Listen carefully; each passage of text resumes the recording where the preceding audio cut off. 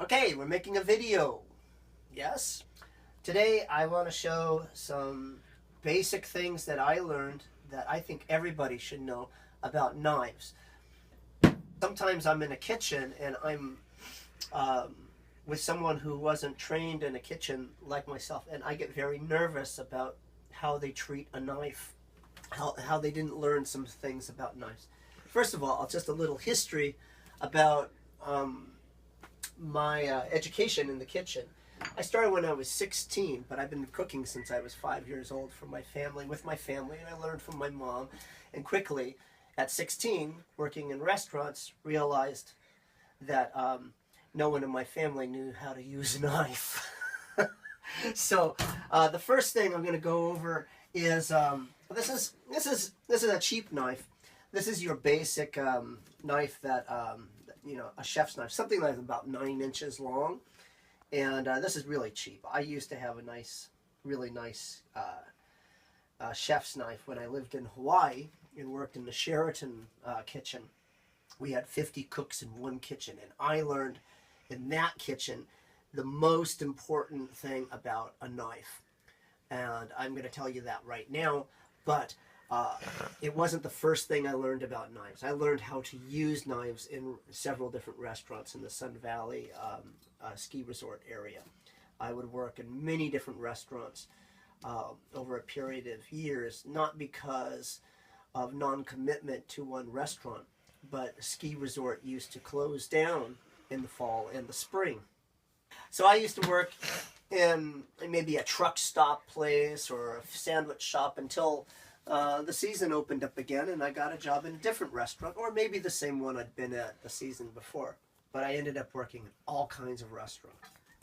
But in the Sheraton, we had 50 cooks in one kitchen. They taught me the most important thing about holding a knife, and that is some cooks, chefs, might have a belt that had all kinds of knives on it, and they could just stick it there and walk around the kitchen. The rest of us, we only had 2 knives. We had a paring knife and our chef's knife, and we had to carry them with us around the kitchen. The chef, right off the bat, saw that I was not educated in how to do that. The restaurants I'd worked at had never taught that, and it's what everybody doesn't know, and it's very dangerous to not know this. When you hold a knife and you move in a kitchen, it goes like this. It stays at your side, pointing at the floor. You notice I'm in Japan, so I'm not wearing shoes, which is dangerous in a kitchen, but I'm in Japan. I can't wear shoes in my own kitchen. This is my house. So hold it straight down. And when you walk, you keep it straight down at your side. People that hold a knife like this and walk around a kitchen, turn, someone walks into them, the butt of the knife goes up against their their leg, and the weight of the other person's body just goes right through, and it stabs them right through the leg. And that could kill somebody if it gets the wrong vein. So, you hold a knife down here. All right. Now, I'm going to be back over here like this for a second to show you the other thing you never do in the kitchen. First of all, I'll show you what you can do that's okay. People talk and use their hands. I might use my hand holding a knife and going like this. This is fine. You can do this. You can hold a knife and gesture around like this. But some people go a step further. They don't even think about it. They're holding a knife and they're gesturing around like this and pointing like this, and before you know it, someone's eye is cut out. You don't use a knife up here. You use a knife down here. And you can use a knife gesturing like this. That's okay. No one's going to get hurt with you doing this.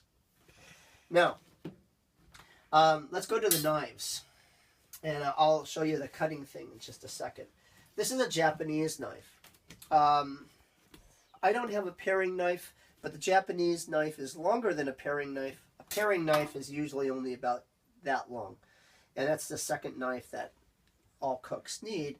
but they don't use it very much. It's for little carving things, and maybe taking a tomato stem out and that.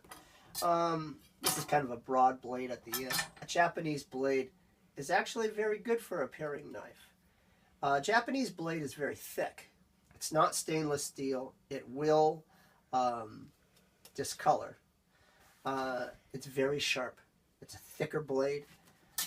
A chef's blade will usually bend a little bit. A Japanese blade does not bend at all. It's very thick, very sharp. This is a dull blade. This blade will do nothing. It will cut nothing. But you see how it slides off? I try to pull it across and it will slide down towards my fingers. It's not cutting me because it's not sharp. It's a dull knife. Dull knives are dangerous because it can slide and then you add the extra force and it could actually cut into you. We'll go into that for a second. I'm a juggler. I throw knives around. I do things. Jugglers often are showing that their knife is sharp and they're throwing it around. Well, this makes people think, hey, I got a sharp knife, I can throw it around. No, juggler knives are not sharp. They're dull. They're like this. They will not hit anything. They will do a show and pull out a carrot and go, look, ha, it's sharp. It's a dull knife. I mean, I can pull out a spoon and do the same thing. All right, it's not sharp. There's the carrot there. All right, so let me, I shouldn't put that back. I just did that and I'm wasting carrots, sorry. But I made a point. Don't treat knives like a toy or like a juggler treats it, all right? A dull knife is dangerous, so you want to keep it sharp. I just put this here to be able to show a dull knife. To see if you've got a sharp knife, the Japanese knife is very sharp. I'm not going to push down at all. This is a cherry tomato. You can see this. I just pull it up here. I'm not going to push down at all. I'm going to just run the blade across it. See that? It goes down a lot.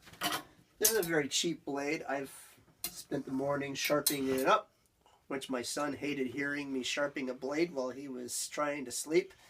He thought he was getting pictures of this. Like that. All right. So, here we go. This is the blade I've been sharpening. It's not as sharp as the Japanese one. I'm going to pull it across here, and you can see it's just barely going through. So I would probably want to sharpen it more if it was my regular thing. Here you go. You got one of these sharpening tools here. You sharpen from the butt of the blade away on an angle. And then you do the other side on an angle. That leaves one knife I didn't talk about. Well, this is a serrated blade, and it's the one other blade that people will need besides it. A chef blade, a paring knife, and a serrated blade. What do we use a serrated blade for? I want to show that right here because it's going to go on my bagel channel on YouTube, Busker's Bagels. When I was a kid, we used to have bagels and we'd try to slice them.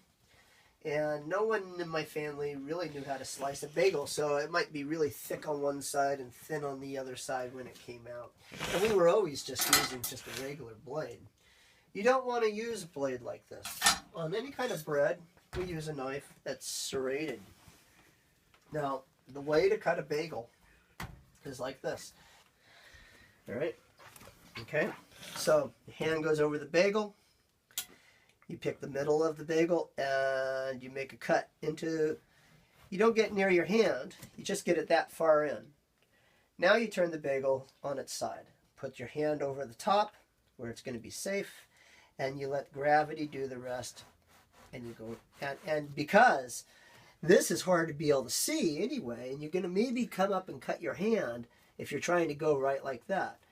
And also, you don't have gravity working for you. You don't know if you're still in the middle. This way, with your hand on the top, gravity moving down, you can see you're going right down the middle of the bagel. And there you go. There's your sliced bagel. Now, there's my tomato. My Wash it down with some tea. Now, let's talk about how to cut food safely. You don't want to cut on marble. It will dull your blades. So I have a cutting board. Now my towel right now is over here. If I have an apron on, it goes through here. If I'm not wearing an apron at all, then I do what chefs never do, is put it over my shoulder. But I'm going to put it right here. Now the thing is, this will move. So you could take a towel and, you know, fold it, you know, whatever, and put it underneath your cutting board, and that does a little better, but it's still moving. So I'm going to show you what's even better than that. Now, I have a washcloth right here. The washcloth is damp. It's not actually soaking wet, but it's damp. One thing I still remember from my time at Harvard University, I didn't graduate or attend Harvard University, but I was a Harvard Square street performer that used to go and sit in classes. And I learned things posing that I was a student, that I belonged there, but I did not. What I'm doing right now is called a hydrogen bond. Now when I put the towel here, it's just lying on the top. A wet towel, actually, the moment I set it down here, it's clinging to here. It's called a hydrogen bond. Now I add another surface on top. It's got some weight, and now it won't move. I use this in my show with the rubber mat that's on the floor. If you just put a rubber mat on the floor that I stand on, it will move around, but I put water underneath, so it won't move. It's a hydrogen bond. Now, we can use our knives. Let's take the carrot that I whacked off before. This will roll around. So what I learned in this one Chinese restaurant I worked in was, first of all, you cut like this. Right? So now that gives us a corner, and we can put it on like this. This is kind of a neat carrot cut, by the way. Now, whenever you cut, you don't put your fingers out where they're going to get cut. You pull your fingers back, and that allows you to run off your fingers as a guide, but you never cut your fingers. So, here, put this on the side, so it's going to stay, it's not going to roll. I use the edge of my finger, and I cut. Can you see that, Keaton? I cut down this way. It's an angle. And I keep going, and now it's getting to this wobbly place again. So then it turns like that. Got that? So it was on this thing, but then you get that far in, it's going to want to turn, and you just turn it, and now you do the other one. Again, it wants to turn. You turn it,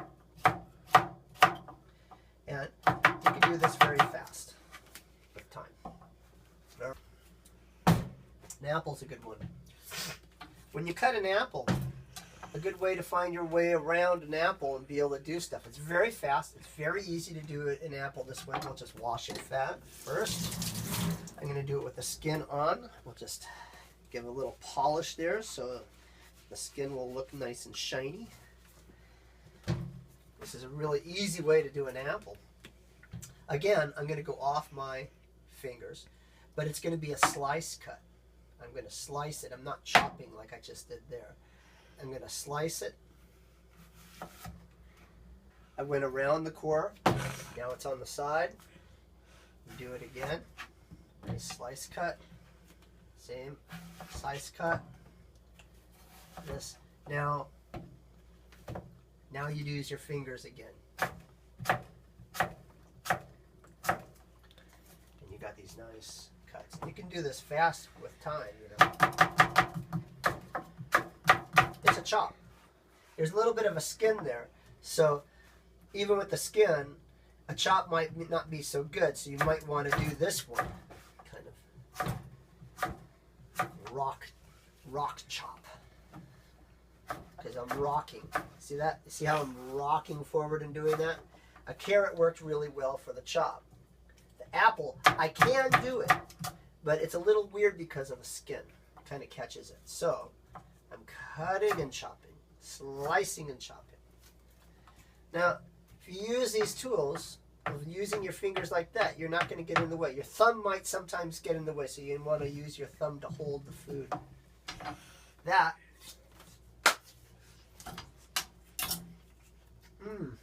love apples. Covers the knives. Get yourself 3 knives. A serrated knife for bread. A good kitchen knife. You can use it for. You can use your knife also for moving it around. Some people say don't do that. That it will, dull your blade. But of course, if you're good in your kitchen, you're going to use your knife sharpening tool and do that. If you're worried that you don't want to sharpen your blade and you got a nice blade and just want it to stay sharp as long as possible, you use the cutting part, and then when you get ready to move it, you use the back side of your knife, and that will keep your blade sharp for a long time. Most people just do this. And use the tips of your fingers. You can even practice that. Mushrooms are what I learned on. I learned it. I saw the first cook, and when I did my first kitchen, oh my God, how do you do that so fast? And I cut myself a lot trying to imitate him. The best training is slow. Don't try to be fast when you haven't got the skill down yet, because you will cut yourself. And I've cut myself very badly, where I have some scars and that, but I can do very fast now, right off my fingers. So that's the one thing I wanted to go over, was knife safety and how everybody should use knives in their own kitchen just to be safe, especially if they're working around other people. And in Japan, we don't have much space in our kitchens. It's very, very easy to be able to get in trouble. And even with a dull knife, hey, be very careful, because dull knives can still. Be safe. Bye-bye.